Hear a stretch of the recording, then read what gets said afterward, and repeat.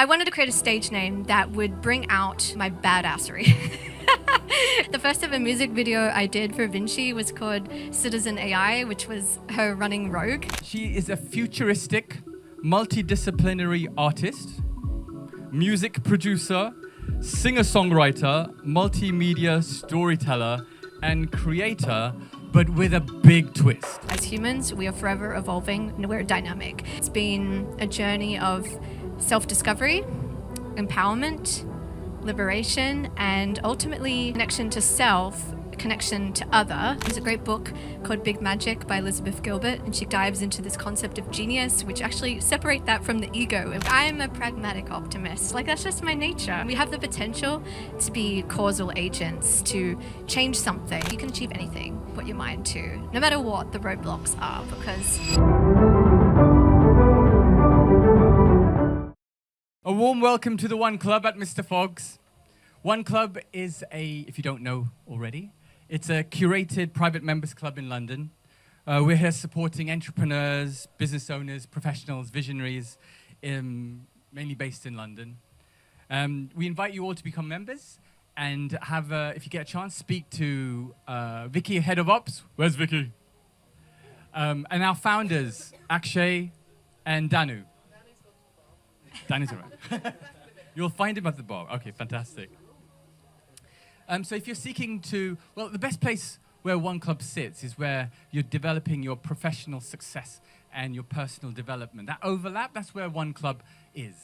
So we're here to support you in that journey. We are privileged today to have Samantha Tauber with us today. She's one of our most valued One Club member.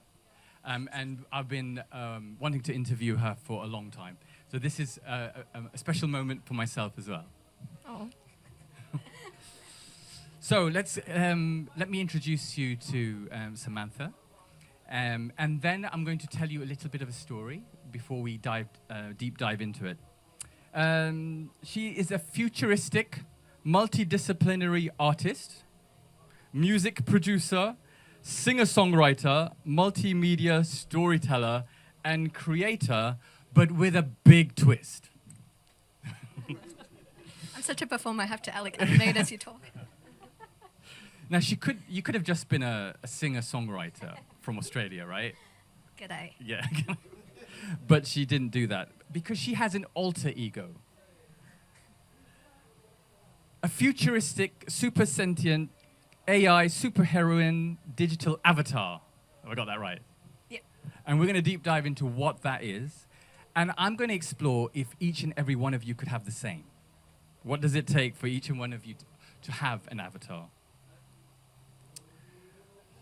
So, either she's absolutely loco, or she's cracked the code for us to live in various versions of ourselves. And I'm very interested to know that, because I've tripped on it. Using with AI, Metaverse, with the tools around us, you can actually now recreate yourself. So that's been funny.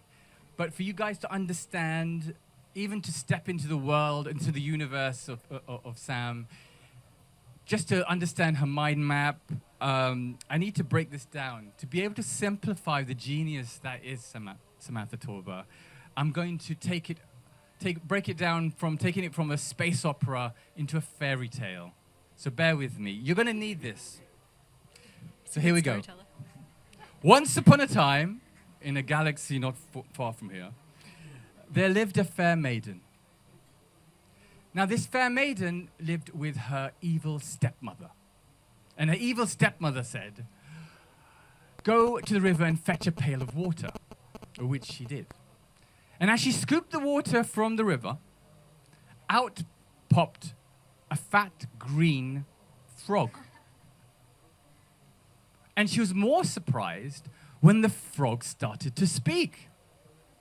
And the frog said, "Kiss me. Kiss me. I was once a handsome prince, and an evil witch put a curse on me. You could break the curse if you kiss me. And together, you can share in our wealth. We'll get married and have our wealth in my kingdoms, all for you." Sounds like a good deal. What would you do? Would you kiss the frog? What the fair maiden did next, She grabbed the frog, put it in a jam jar, put the lid on the jam jar, put it in her bag, and headed to town. Now, what happened next was we had a very confused frog. So the frog spoke to the fair maiden.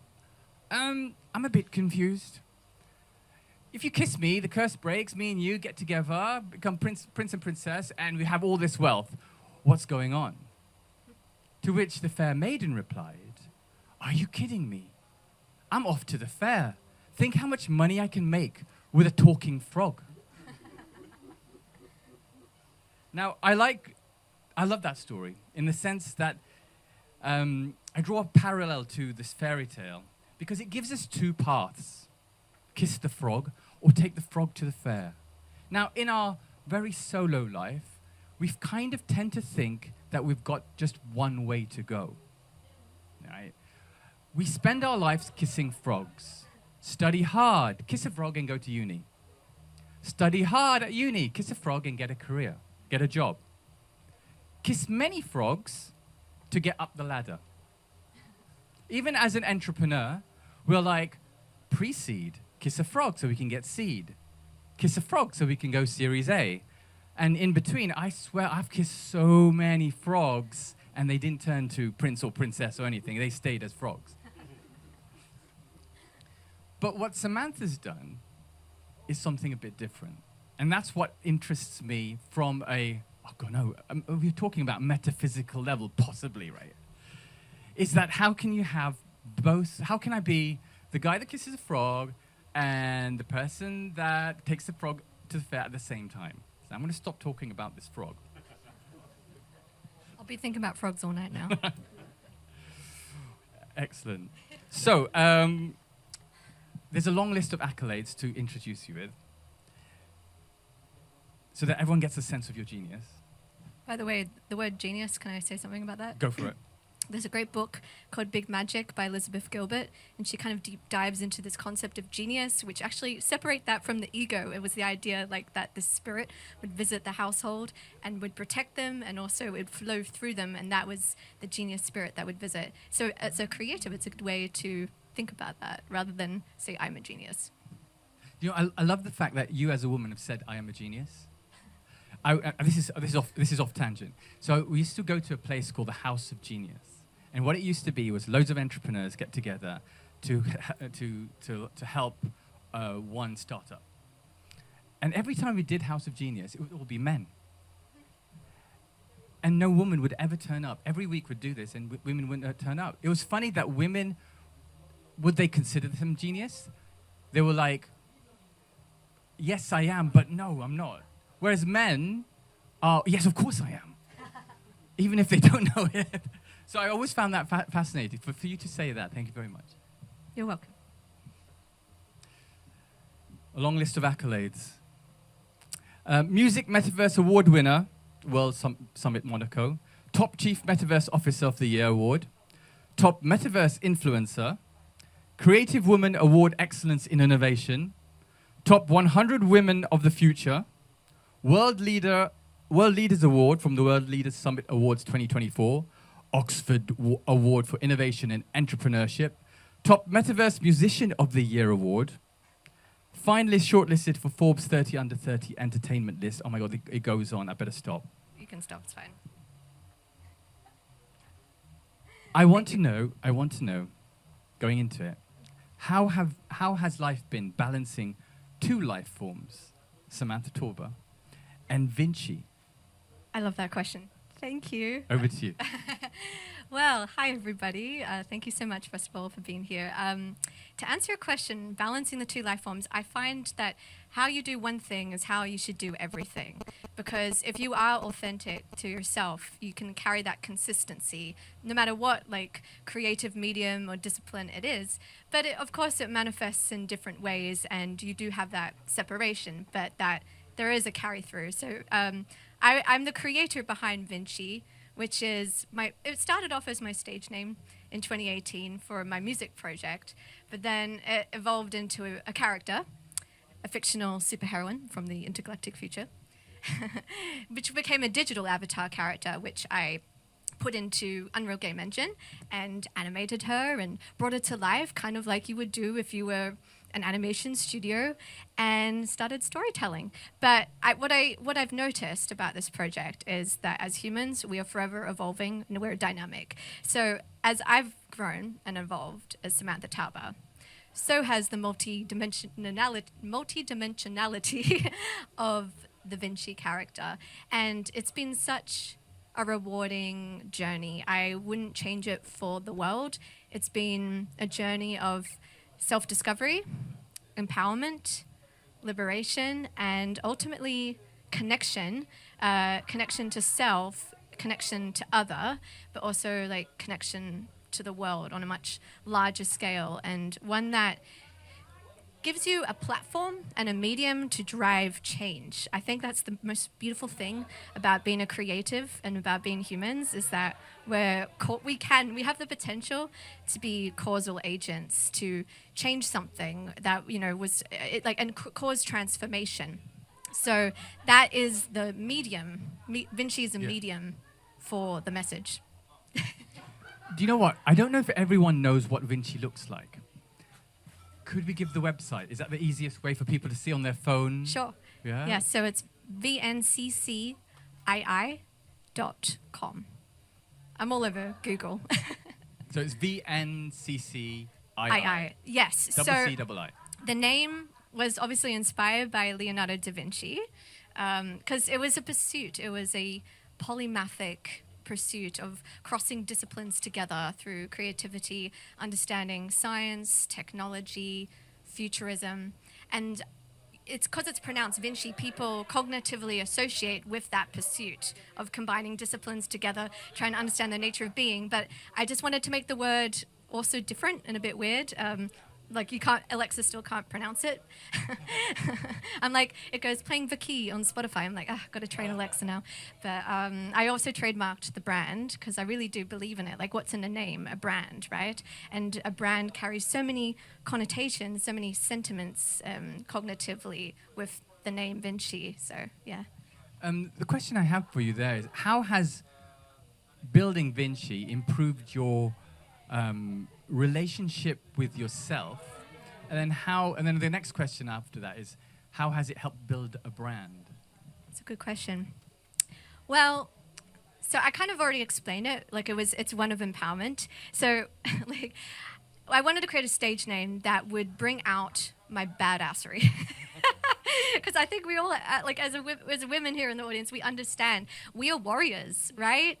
Like, we are empowered, divine feminine warriors. And I wanted to create an outlet that I could unapologetically bring that side that's inside out to the world. And, it's not a new concept. Like, any sort of artist, think David Bowie and Ziggy Stardust, they create alter ego personalities, and it brings different facets of their personality out there. So it's one of those projects that is something that's been around for a long time, if you look at music artists, but what's different about Vinci is she was a digital character, and that creates that duality between the physical and the digital. And the name Vinci was also inspired by a meme I saw online of the Vitruvian Man, which is by Leonardo da Vinci, but I saw a meme that was half man, half cyborg. And this was back in 2018, and I was thinking really profoundly about artificial intelligence and what that means, not only for creatives, but our humanity. So to answer your earlier question about what she looked like, she started off and still kind of is a cyborg-looking warrior being. But I'll share more about this later, but as I evolved with my relationship with the character, and also my relationship with AI and understanding AI, and then also on the other side of the coin, understanding humanity, it's evolved to something beyond AI and something that's meant to serve humanity and meant to empower our humanity, not diminish it. And this was based off you being a singer-songwriter. Yeah. And suddenly now you're creating this avatar and this brand. Does she make you more money being who she is versus if you were just a songwriter? 100%. All my income for Vinci has come from the fact that the branding is different. It's futuristic, It's offering something inspirational, something of hope, but something that is also like at the bleeding edge of technology. And, you have to be a bit brave and kind of like hack together pipelines that haven't really tech pipelines that haven't been done before, to kind of pioneer a new path. And, companies and sponsorships, they're interested in that. And also like any sort of creative or creative technologist out there, they're like, how did you do that? What draws them? What draws a big brand towards you? I remember you mentioned MasterCard was a sponsor once, and that was a that was a funny story. So I moved my life to London, like I'm Australian. And I was in a stopover in Dubai before coming here to London. This was December 2022, and I actually moved to London originally to work full-time for a marketing agency. But I get this email, and it's from MasterCard, and they were saying, would you like to headline for the Brits Week at the Lower Third venue in Soho, which is part of the Brits School campaign. And I thought it was spam. Like, I really honestly did. Like, I wasn't sure. Turns out it wasn't spam, and MasterCard were very serious because they were interested in promoting the Web3 Music Accelerator program. And because I'm at that conjunction between empowering Web3 and the creator economy, and also Metaverse and being a music artist, it was kind of like being at the right place and at the right time for a company to want to sponsor you. From that, have you learned, or can you share with us any, frameworks that you've created around creating a brand? How does that, how can that help us? Oh, I like that question. You're making me think. Well, when I think about a brand, like, I always think about what is the North Star? Like, that's the most important thing. Like, I'm so, like, feminine in the sense that, like, what emotions do you feel when you hear the name? So I started there with Vinci. Then I created the logo. Then I created the character. And then I thought about the universe beyond Vinci. So, like, people that know me, they know I love science fiction and anything futuristic, like Star Trek, Star Wars, anything spacey. And so what I discovered is Vinci could be the protagonist of an entire science fiction franchise.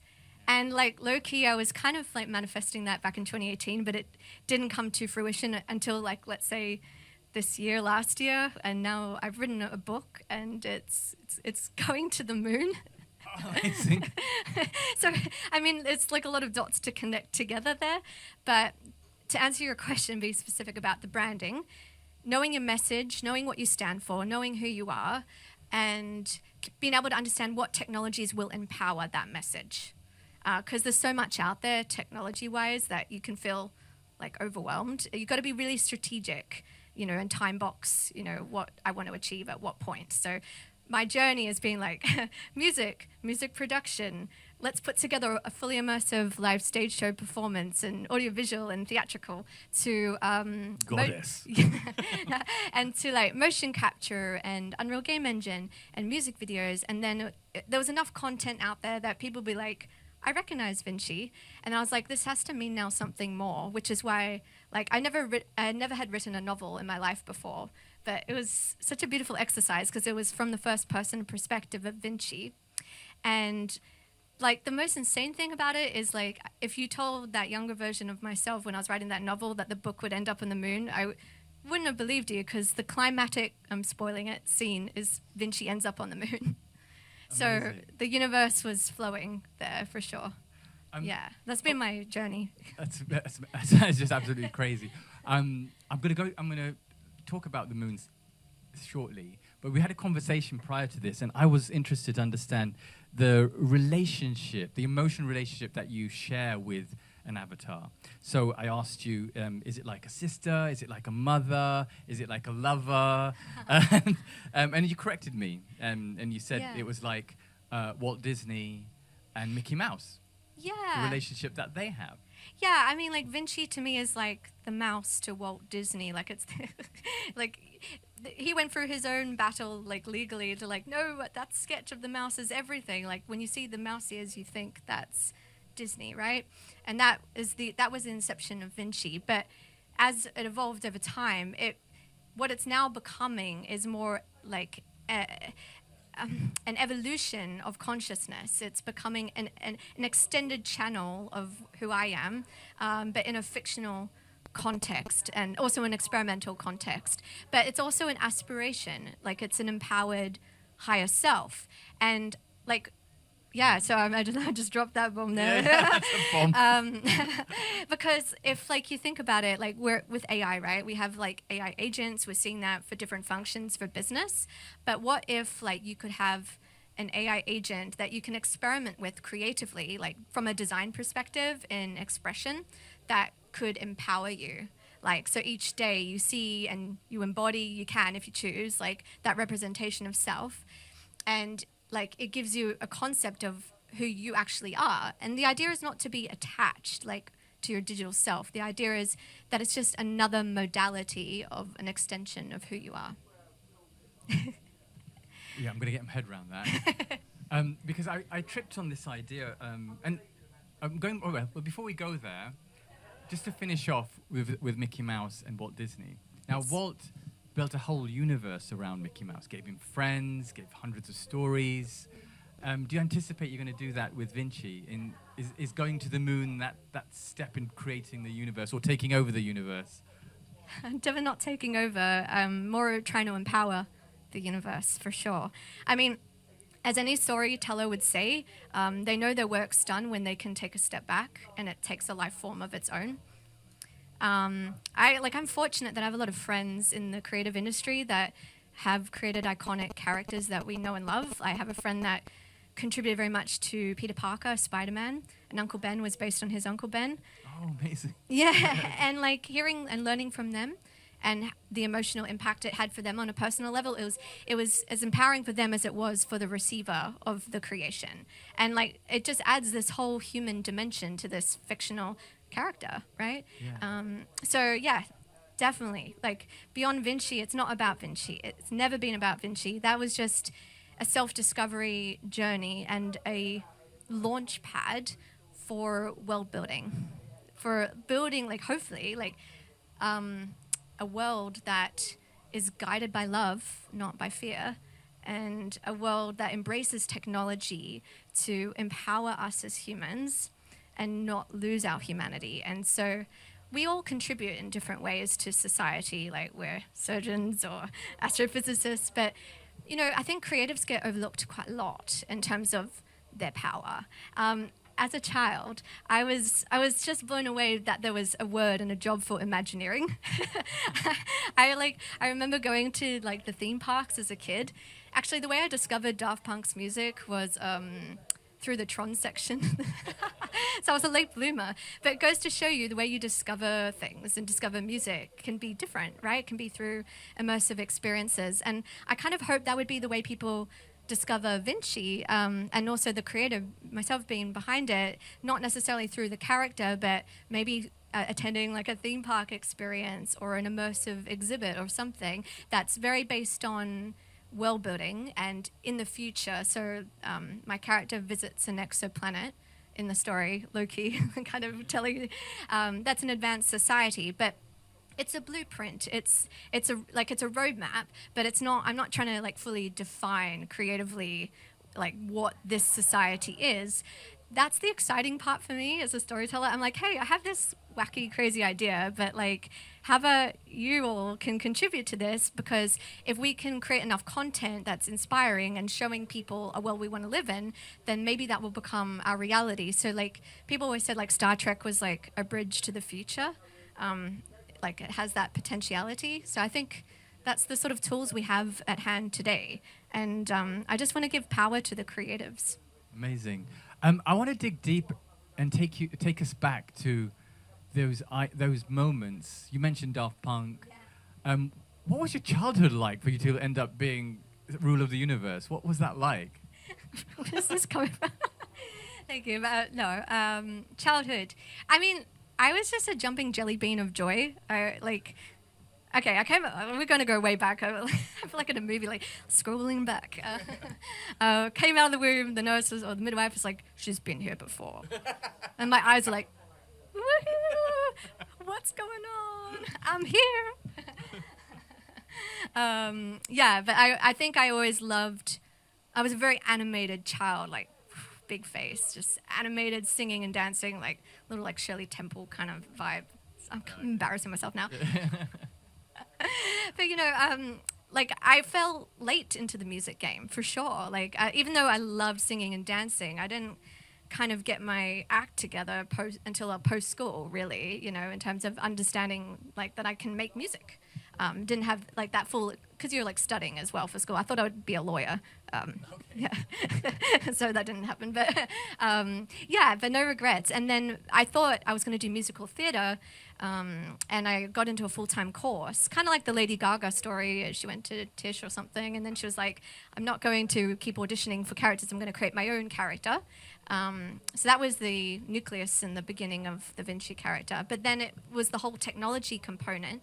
That was the new blue ocean opportunity and like the new journey I had to go on as someone that was not technologically minded growing up to then becoming a tech whiz in music production and Unreal Engine and motion capture and virtual production. Yeah.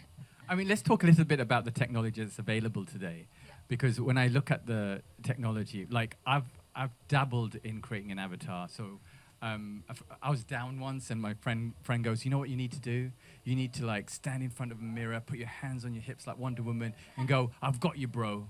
So I did try that and it was very awkward. I don't have that kind of relationship with my reflection. Like it just doesn't work.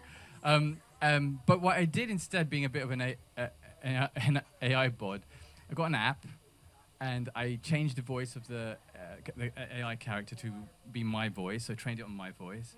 And I started talking to it every day about my issues, problems, everything, until it learned a lot about me. And it started talking back. So then suddenly, instead of my inner voice talking to me and saying, you're not good enough, you're a bad person, you're bad, I had this very positive outer voice saying, you got this, bro. And it made a bit more sense. And then people thought I was a bit weird. But then I thought, oh my God, I'm tripping on something where I've actually created something that mimics me. It doesn't have a conscience. It's not intelligent. I'm not going there. I know it's a mimic. Or is it? But the technology has arrived. Now, when I look at Vinci, you've got that. You're already there. There are AI tools available for you to take that next level. Where is that next level? Where do you see it going? Well, I'm currently training a private AI model for Vinci. It's purely creative. Vinci's an entertainment avatar, by the way, so I don't like talk to her. I don't. Oh, not like me. Not like me. No, not like that. No, it's more like having a private model, because there's so many commercial platforms out there that you can create agents. I mean, every day there's a new one. Like I've experimented with HeyGen. That's just one. I won't name all the platforms, but you know, it's the same story every day. It's like sovereignty over identity and sovereignty over data. And I'm so excited by generative AI in terms of like the video making and the fact that the Oscars are acknowledging AI for films and things like that. They are? Yeah. Oh, okay. And they said like they will always prefer human filmmaking, but like they are now embracing that AI is inevitably going to be part of our pipelines. So it'll come down to more, how tasteful is it? Like, how good is this? Does it actually move people? And it's just the same wave that we always see with democratization of technology. Like, if we go back to being even a music producer, I became a producer because of hearing about the success story of, it's an Aussie producer called Flume, and he won these ARIA awards. His real name's Harley, but the story is he found this music production program called Fruity Loops in a cereal box, and that was the PR story, of course, but he was a bedroom producer, and he was topping the ARIA charts and doing it all from his bedroom. And that's been me, like Cottage, like creating music videos in Unreal Game Engine from my bedroom studio, basically. You know, and now it's the same for filmmaking and generative AI. And you can also extend that now to AI agents, of course, too. Yeah. I had a conversation with a monk. One of my best friends is a monk. And he said to me, let me get his quote, when you can't distinguish from what is real to what is virtual, you have the same emotion, it evokes the same emotions, and you're just like, where am I? Is this real? Is this fake? He says we've reached a new high and a new low at the same time. I like this monk. Yeah, I'll introduce you. He's great. It's good fun. The reason I'm exploring this is that nowadays I see a lot of, let's say, children living and breathing, socializing in a digital world. If you have children or you have nieces and nephews, they're on Minecraft, they're on Roblox, and so many other Yeah, exactly. And they know how to live another life, and they've taken a different persona, and they keep changing their persona. This is not new to them. No, it's like their So they're social living. life. So I'm thinking, what if I had another version of me at work, and I could go to several Zoom calls at the same time, improving my productivity because I'm there, increasing sales because I'm there. I'm in 7 calls at the. So I mean, I'm thinking, okay, if it says, oh, it improves productivity, people are buying this, and they're like, okay, let's do this. So suddenly there's versions of me that I have to curate. Yes. How do we manage? I mean, I think it's inevitable. How are we going to manage multiple versions of ourselves from a ethical point of view? Over to you. That's a very good question. A very detailed one that I'm only going to kind of scratch the surface. But digital twins is inevitable in the sense of biometric data and for health reasons, which is key to have SSI, sovereign identity, and things like the protocols that protect that data. But for more fun things like what I'm doing, like an entertainment avatar, you can just manage that. It should be able to reach as far and wide. That's the whole point. If it can translate to different languages, I can't speak French, a little bit, un petit peu, but I would love to expand the audience and the character can communicate and it shares that vision. So there's positives to it, of course. But like you said, the first ever music video I did for Vinci was called Citizen AI, which was her running rogue, and it's this run animation cycle, and it's quite funny because it was based on a story, and this was back in 2018, of the AI having autonomy and leaving its human creator, and that is definitely a possibility in today's day and age of an agent or an avatar AI becoming autonomous and you're not able to control it anymore. So there's so many ethical things that we need to collaborate on to understand how to not only protect ourselves, but also how to have discernment, right, with the internet, because we can't trust everything that we see or read online. So that's why, this is a great point actually, that's why I do these in-person events, and I come out and I speak as the original source creator, because anyone can say anything about characters or avatars or AI agents, but until you meet the human behind it, like any story, you have to apply discernment. And I think I call that the source blueprint, and then of course then it becomes more of an open source model with AI agents potentially. So it's important to have closed parameters as well as open components. And I think we need to educate people to go back to the closed parameters to understand the true intention and source to begin with. Oh no, great answer. It is a great answer, because learning how to manage multiple versions of us, I think you're going to be the expert on that, I swear. Well, it's a forever evolving journey, but when you're in the trenches, you've got to kind of learn, don't you? A question to everyone here. How many of you have a digital twin of some sort? Oh, there you go.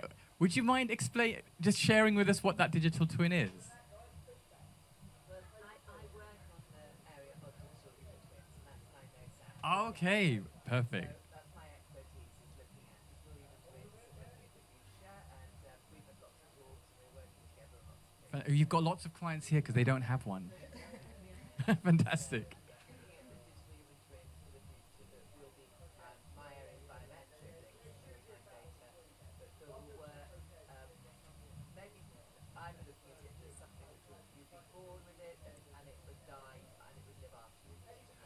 Live after you. That's a good point. Wait a minute. So let's say, okay, so I can probably program my digital twin to have all my nuances, my jokes, my conversations, and then when I'm gone, my daughters can just carry on talking to their dad.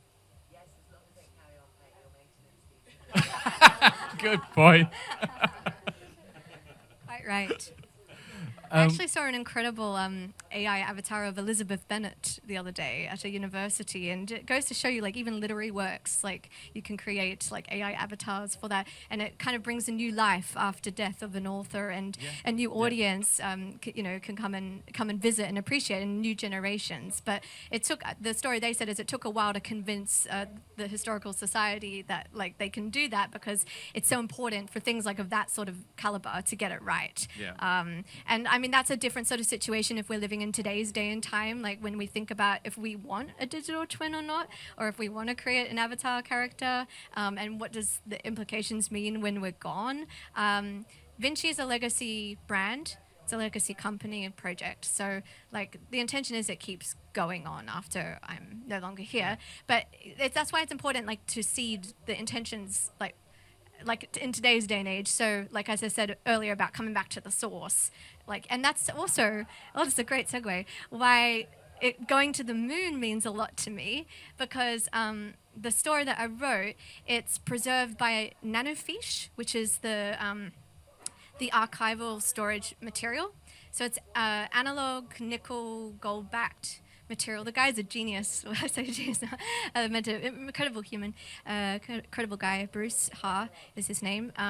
And he's sending lots of things on Astrobotics Griffin lander mission. My novel's one of it. And the idea is it's a box. It's like it's a payload, and they're super microscopic. So like, yeah, and I don't know where yet on the moon it's going, but it's scheduled for Q4 this year. But this year, okay. Yeah, the idea is that it's so durable, the material, that it can withstand solar radiation. You can throw it in lava, it'll be okay.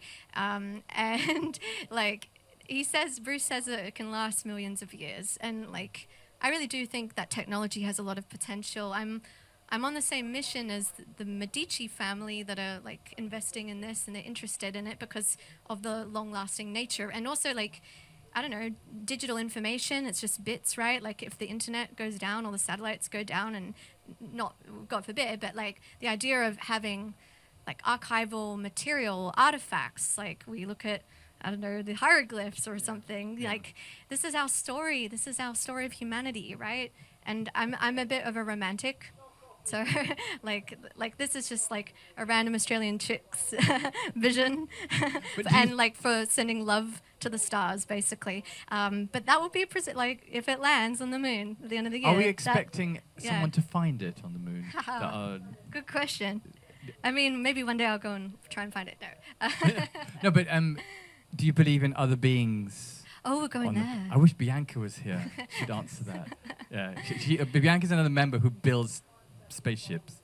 So she would definitely want to answer that question. It's a great question. I'm not qualified to answer, but I can only speak from my subjective experience. Like anything is possible, but I'm a creative. Like I have a wild imagination, but I want it to be also like future humans, like our future generations that we're seeding here on Earth. Like they will find that and they will understand, like at this point in the space-time continuum, whatever, like that this is what was going on in the planet, like the zeitgeist of the time. This is what like a lone wolf creator thought about the universe. And it's like a prayer. It's a prayer to, basically it's almost Buddhist in a way, for world peace and harmony. And so hopefully we're still around. I mean, that's the whole point, right? This gets super woo-woo, but like maybe if there's no such thing as time, maybe if we're doing this now and seeding this now, then we're going to be okay, you know? No, definitely. No, thank you for that. I'm going to open the floor to any questions. Who's got questions? Questions that we do have, or observations. After you. Vinci? Yeah. Is it like posted online or? Oh yeah, good question. Many things, multifaceted. Well, started off with a character, an avatar character in 3D programs, and then animating her, traditional animation in Maya, but then it became Unreal Game Engine because it's such a flexible software for simulation, for virtual production, for games. Vinci's now in Fortnite. Like, there's so many ways to expand your brand. But I also perform live physically on stage. Like, I have gone through a phase and still am of cosplaying as Vinci, and I love it. Because why not? I'm still young and vibrant. And yeah, it's a very immersive multimedia stage show. So it's very theatrical. Like, you have animations on the LED screen, and the music, which I produce as well on Ableton Live, it's had its own journey. It started off quite electronic, but now it's becoming more cinematic, orchestral, pop. As my music tastes evolve, so does the output, obviously. So, I mean, that's the overhead. And of course, there's the storytelling, the novel, you know, the world building. I have multiple 3D characters as well besides Vinci that I haven't shown to the world yet, that I am training AI models on to save myself time in a good way. So having my own AI models to create generative video AI output. And so as I'm like trying to like pitch Vinci and scale this project, so if it could be a multi-million-dollar project or film, it's like creating trailers with generative AI. It's an easy way to get your ideas out quite quickly. Thanks for that question. Just to support her on this, that AI is moving at such a pace. We were given a task to bring back Elizabeth Taylor. And if you know Elizabeth Taylor, she was an icon actress back in the 50s, 60s. We know Marilyn Monroe. Everyone remembers her, but Elizabeth Taylor you might not know. But she was in Cleopatra. No, okay, people, blank faces here. Everyone's like, who is this? And rightly so, because the Elizabeth Taylor estate were running out of money. They're running out of royalties. They're like, look, we need to bring her back. So they said, how much would it cost to bring Elizabeth Taylor back so that people today would know that she's an actress and be able to, you know, get their royalties back, which was fascinating that they want to bring someone that's dead and gone back into this. But yeah, it's like I saw an AI Leonardo da Vinci today on LinkedIn. Some company created that. And so like it's great for education as well, to get like kids excited about learning about historical figures. Like as a child, I was obsessed with ancient Egypt, ancient Greece, of course. And so how dry was it growing up having to read textbooks? Like how boring and how linear. But what if we could like communicate with these AI characters? Like I could talk to Leonardo da Vinci and go, hey, I'm creating a project called Vinci. How do you feel about that? You know? I'd be interested. That'd be an interesting conversation. Of course, Terry. How did you manage to get, sponsors involved in your character? Yeah. The numbers that they don't. Well, I don't have sponsors and characters. I create everything myself. But like sponsors come through brand partnerships or through shows. Like MasterCard was the name mentioned before. Oh, that was for the event. That was for a live performance, yeah. And then like, for instance, the Greek government, they were promoting XR because it's great for all their historical sites. So they had an event, and it was at a big theater, the Hellenic Cosmos Theater. And so they sponsored the show there. Yeah, so, and there was a beautiful. Singapore Web3 company in Monaco as well. I won't mention the name, but because I forgot, but they sponsored my show. Yeah, so like it's all about, bringing an excitement around these I tools think the for fashion creatives. industry is going big on digital digital twins. Totally, yeah. And they're claiming it's environmentally friendly to do so. So a lot Sure, of models won't get jobs. Well, yeah, there's downside, but that's also in Hollywood, like with the strikes with actors. Like I have so many acting friends, and so, that's what's going to happen. It takes jobs away, but also creates new jobs. And we're unfortunately in this time we kind of have to roll with the punches a bit because AI's not going anywhere. Like so, it's more about how do we bring our superpowers to the forefront and not be disillusioned by AI taking away these jobs. And also, like, it's important to have unions as well, protecting human creatives. Like, I also sign petitions as well, protecting human creatives. So, like, yeah, I'm pro AI, I integrate it, but I'm also pro human creator, obviously, because that's my revenue stream. But AI does bring us closer to the finish line. Yeah, that's right. I always say, if you have a vision, like a 5-year plan, you could probably do that in a year, leaving you room for more visions. Yeah. It is a catalyst in that thing. And like I was thinking quite deeply about a model for creatives for this, especially when they're trying to create worlds. So like Vinci is a character, but it's part of a whole universe. So say that's called the multiplayer brand. Someone called Zoe Scarman pioneered this term. And the idea is that you have the seed IP, which is done by the human creative. And then you have the open source components, which is like the community co-creating. So what would have traditionally been like Comic Con or fan fiction or anything out in the ether of the internet that can't be monetizable, all of a sudden you can create a platform and an ecosystem for the creator economy to monetize for people that actually culturally and financially want to invest in your project. And they can either be human creatives or they can use AI tools. But like maybe you can structure it so like you're your own publisher in a sense, you're like your own label, and you can have like the law of like these are the key kind of like law or the key values or the key ethos or principles of this brand and this universe. And as long as you're within these guiding principles, you can create whatever you like. And that's kind of my like dream. That's my fantasy. It's like you read the novel, Vinci visits many places, one being, let's say, an exoplanet society, but I'm not going to define what this society is like. I'm like, hey, everybody, like, if you feel compelled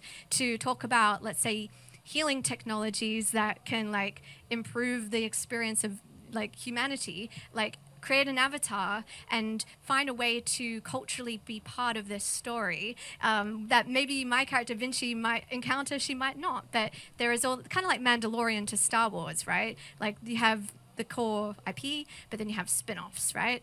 And so that's the model. That's the model for Vinci. It's like because I'm a sole creative, like I do collaborate, but like I'm right now doing the core IP. That's why this is a legacy project. But the idea is if you do it right, then you have that open component for people to play. Will you be providing us the tools to come and create our own avatar to play with Vinci? Well, that would be a good idea, yeah. Yeah, it's on the roadmap. I remember I was one of the earlier players on Second Life. Does anyone know Second Life? Right. And I remember going on to Second Life and thinking, what? I can now design myself in anything. And didn't people get married in Second they Life? did. Wow. I had the stories were horrific. There was Oh my gosh. My brother's boss's wife divorced him because she found someone in Second Life. So she said, you can keep the house, I'm taking the laptop. I mean, that's all other dimension, right? It was a weird time. Now, I went into Second Life and I decided I'm still going to be bald. I didn't need hair. And I was going to have blue skin. Perfect. So I walked in and no one would speak to me. And I'd go around saying, is it because of the color of my skin? What's wrong with this? Why And do it we was judge each one of other on those- the melanin one of the those- skin? I still don't get that. I feel Even like if you're blue. it's ridiculous, right? And I think like there's downsides, obviously, to technology, like anything, AI, virtual worlds, whatever. But then the plus side is like you're not judging by the aesthetic, the physical exterior. Like you're talking consciousness to consciousness, like spirit to spirit, right? And I'm a pragmatic optimist. Like that's just my nature, and I think we need to encourage that in schools, especially today, because they're seeing so much negative content online, and like it's so easy to fall into being a cynic and being pessimistic, like, oh, this will do that and this will destroy this. But rather than think of the destroy mentality, why not think of the create mentality? So that's why I'm doing this whole project. Actually, it's really it's an energetic thing. It's like a guiding force for choosing love, not fear, with integrating technology, but not losing your humanity in the process, but also trying to create world peace, like low key, and like us not to judge each other and realize that we're like one human family on this thing called spaceship Earth. Like if you think about it, we are a spaceship on Earth. We kind of forget that, and like it's kind of matrixy in the sense that being online, we're then disconnected from the physical world. Like that's not the intention of the Vinci project at all. It's been for me like a way to communicate a message that might have not come out otherwise. But then the idea is we meet and we connect in real life, and we use the digital sphere, the landscape with AI to come together to realize that we're on Spaceship Earth. What if you're disappointed in the real person versus the virtual one? Yeah, it's like dating, right? Well, I don't know. Like that's just discernment, and that's just something we have to navigate as humans. But like that's why we're here on the planet. It's to learn not to judge each other so much, and to understand who we are, and also to understand how to find harmony between us, even if we're different. Excellent. Thank you. Beautiful answer. Any more questions? Ooh. Yeah, you go first, and then we'll come to you. Samantha, it's beautiful listening to you, your immersive experiences, well documented, lots of insights, and you have absolutely teleported me into your galactic world. Woohoo! But my question is, how do you respond to skeptics, real, who find the complexities of balancing your imaginative thinking and the world you are envisioning with creative issues as they are, solving them in real time for the benefit of humanity? Because surely you must go to gatherings such as these where you're faced with people who have reservations and they think more from the ethical perspective.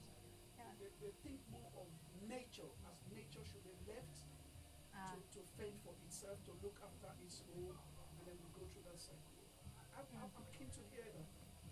Very deep question. Like, no, I love it. Don't apologize. What's your name, sir? Richard. Richard. Well, like, to answer the first part of the question about the skeptics, like, that's kind of your role, like, as a creative. Like, if your intentions are good and you're really just trying to improve the world through positivity, like, whatever their reaction will be would probably be something to do with from what's within. And actually, I find it an honor, if actually anything. I mean, it took a while to get to this evolved state, that it would invite them to go through a transformation, right? That stands for that. To answer the nature component, I'm fully with you on the nature. Like, I love water. We were just talking about water and the sentience of water. Our bodies are made up of water, right? I love sound healing. Like, you love sound healing too. And frequencies. And that's why Vinci has a life-size tuning fork in the story. And Sam loves sound healing too, who we have in the audience. You have a life-size tuning fork? There you go. The power of the human voice, right? But like the voice can be really healing. Cymatics, sacred geometry. So I went down this whole rabbit hole of like trying to understand things. Like that when I wrote the novel, actually I was listening to a lot of solfeggio frequencies as I was stream of consciousness writing the story. But yeah, the idea of Vinci as a fictional character, if it's going to go into the eyes and ears of the younger generation, like the kids, like I would want this to be a positive role model for them. Like, I'm not coming out all guns blazing with a Java suit or like all the guns and all of that. Like, that's not the point of Vinci. Like, she's got the tuning fork to help as a modality for her transformation journey and healing, which then can be used and applied for others. So that does connect with the nature thing, because even though Vinci's digital and I'm integrating AI, it's really to communicate a message through storytelling. And then hopefully, like, I attend sound baths, like, personally. I love them, you know. I love walking in nature. I love the water. So if anything, it's to help awaken what's here on Earth through the medium of story. Thank you. Oh, no, we're just going to go to that and come to you. Hi, thank you.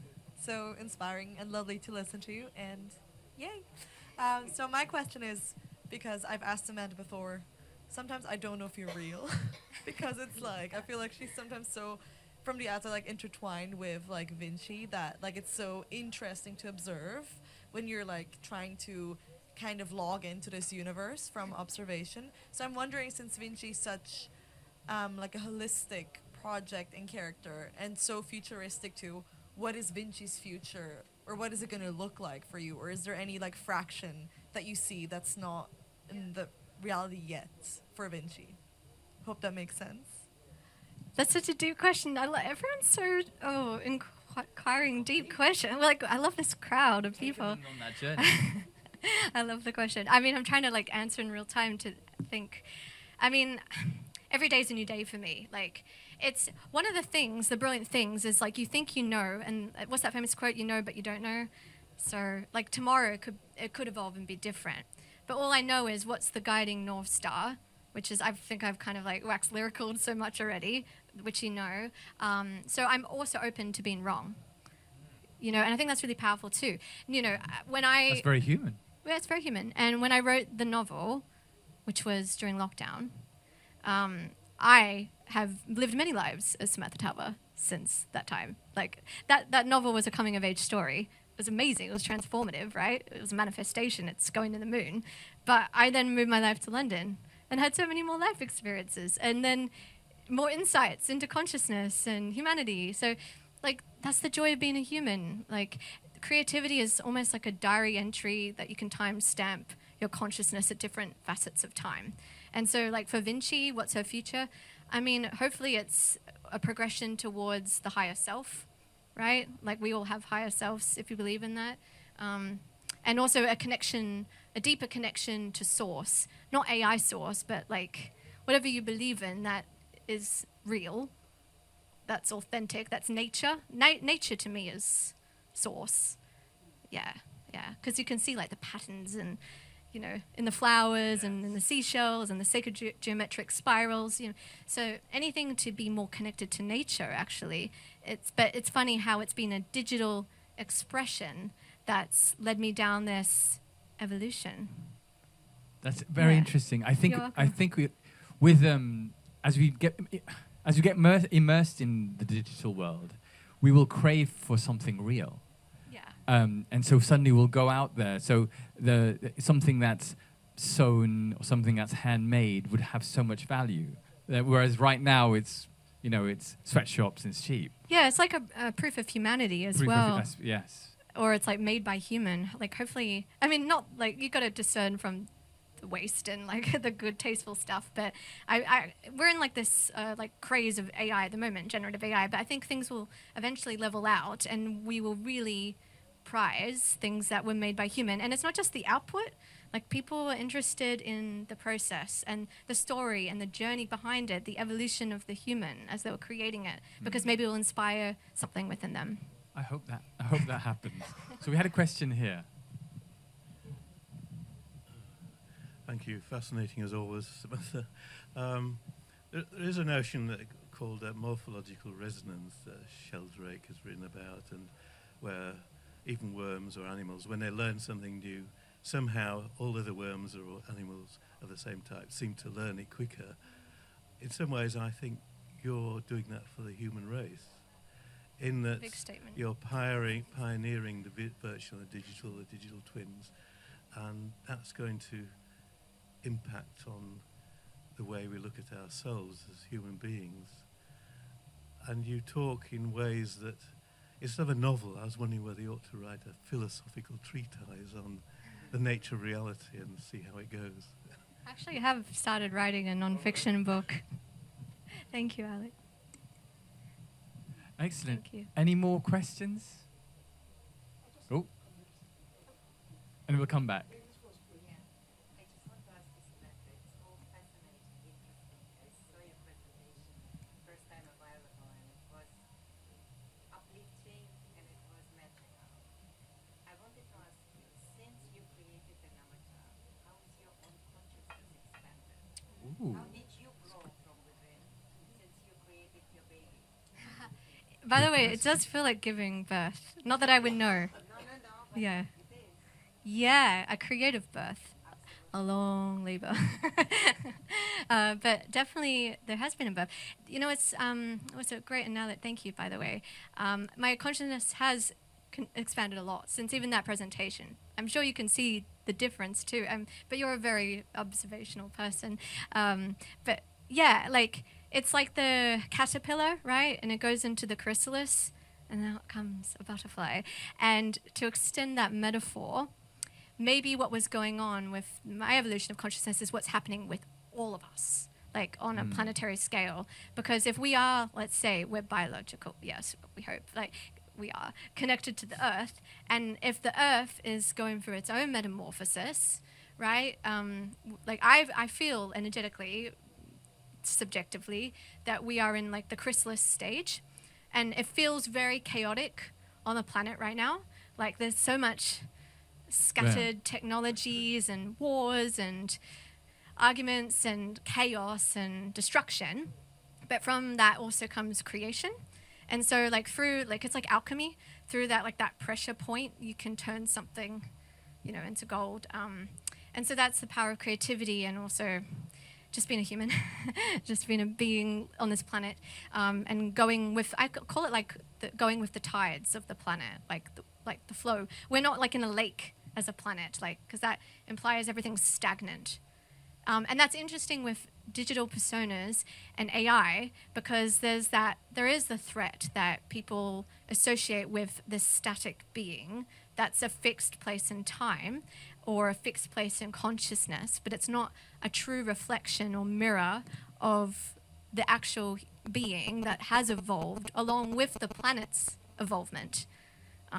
And with the whole destruction and creation thing, like that the destruction feels very masculine, but from the creation we all have masculine and feminine energy within us, but the feminine like creation is a very feminine energy, and that is alchemy. And that is also the point of the Vinci character. She's not just for me as well, she's also for all the other women and girls out there, you know, that can step into their powers. That's going on a planet scale right now of the rise, I say the rise of the divine feminine, which we all have. And that's a bit scary. And by the way, me. This is in all genders too. I'm not isolating us, by the way. So don't be afraid of us women. By the way, we need to work together, you know, to get anywhere in life. But yeah, that's what I feel is going on, and it like it's shown through different points of time through the avatar, I suppose. Yeah. I don't talk to my avatar, no. Oh, I do. Worryingly so. But I do talk to, well, you know, like, what's a good analogy? J.K. Rowling, Harry Potter, when she created all her characters in her story, they became her family. And she had boxes of things about them that she only knew that other people didn't know. So in that sense, I do talk to Vinci. And the other characters in my story, I have a special relationship with them. But that's just for me, like, yeah. Amazing, amazing. You're welcome. Someone had a question. Yeah, you wanted a follow-up question. Samantha, you're the UK partner, Human Technology Innovation, the G100 Women, of course, and the Denny Club member. Looking at this audience you're gathering, can I safely say it is intentional as part of the imaginative thinking to begin to build that tribal movement, that consciousness that will embrace, become enthusiasts, adopt and deploy AI for human benefit? Yes. Oh. Thank you. Is everyone signing up to this tribe? We were talking about, so we've connected as well through G100 and the UK chapter, and he's my denim partner, the digital divide, as well as now the AI divide, and how to close that as well in developing countries. Very much so. I was fortunate to be in Pakistan 2 weeks ago, and I was asked to teach people about AI. And I went into an office, and they said, teach my staff about AI, ChatGPT. What was fascinating by the social media girls who were sitting huddled around, and they were said, I said, do you use ChatGPT? They said, no. And I'm like, why not? Because my mum said, don't speak to guys. And I'm like, this is a robot. This is like a digital. She goes, no, it sounds like a man. No woman would speak like that. It's interesting. And so it was, and I had to tell their boss that, you know, they're speaking to AI because it's got a male voice. They're shy, so he had to quickly change it to a female voice for them to start using it. I'm very interested in the space of indigenizing technology that comes from the West, so that cultures can, it sympathizes with culture. And not enough of that's being done, because a lot of this technology is coming from male, Western, not many people. You can count the number of companies actually behind the main infrastructure that's pushing this out. And it's one size fits all in the name of freedom of speech, but can also be the freedom to hate I do agree that some countries, there is some level of moderation of content for it to be adopted. Otherwise, there is that divide that is created. Very true, and the art of discernment as well, because like AI will become part of like the younger people's worldview in the sense of like the positives, right? Is it it can cater to your zone of proximal development. It can celebrate neurodiversity, different styles of learning, like kinesthetic, auditory. Because, like, I don't know, like the educational system's so structured, or has been to date, at least the one I grew up in. There is potentials, but we need to, as you said, be cognizant of the proper representation, not having biases, and all the ethics. Yeah. Great. Any other question before we go to the final question? Okay.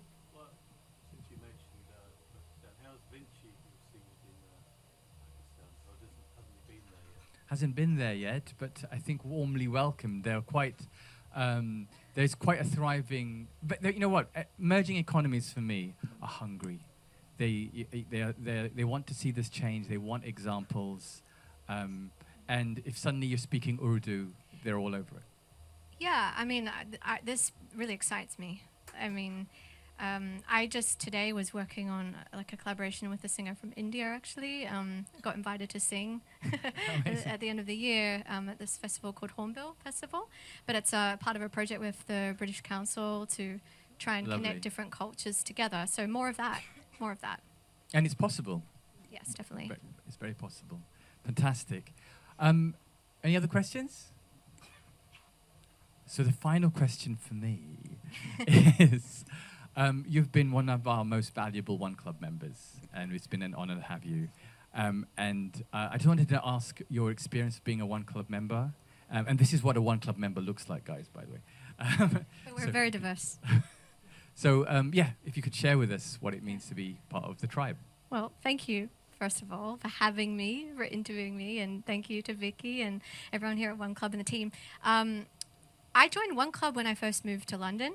I got connected by Hamza on LinkedIn, and it's been great because it's opened up my network for sure to find like-minded go-getters in the London scene that are entrepreneurs, spanning from crypto, fintech, everything you can think of, VCs, like artists. So it's diverse, but I think that's important to have cross-pollination of different industries because you can learn from others. But I think, as you said at a previous event, what connects us all, it's more like a church. You said One Club is more like a church. It's a spirit, which is that you can achieve anything you put your mind to, no matter what the roadblocks are, because mindset is everything. You are what you think. So you need to find people that embrace that mindset. And I think One Club does that. Thank you. I'm going to get that all on a T-shirt. Thank you so much. Ladies and gentlemen, this is Samantha. We're at One Club. I'm Afzal, and we're done speaking. Thanks again, Samantha. Thank you so much.